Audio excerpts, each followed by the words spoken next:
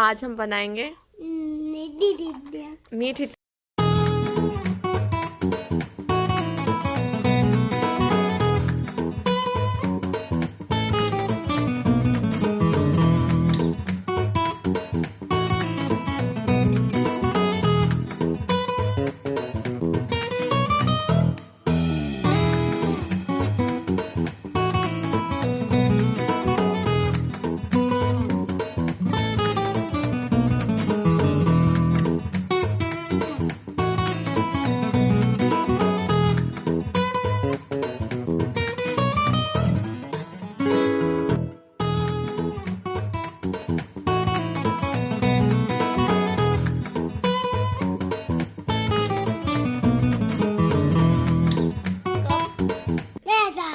दो कप मैदा।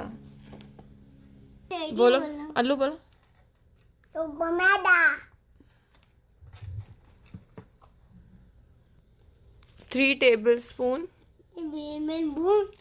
Sesame seeds डालिए। Sesame seeds वो डालिए। खोपरा बोलो। खोपरा खोपरा खोपरा डालिए। अब डालो। सूजी बोलो। अब बोलो 1 टीस्पून इलायची पाउडर डालो। अब सूजी 3/4 कप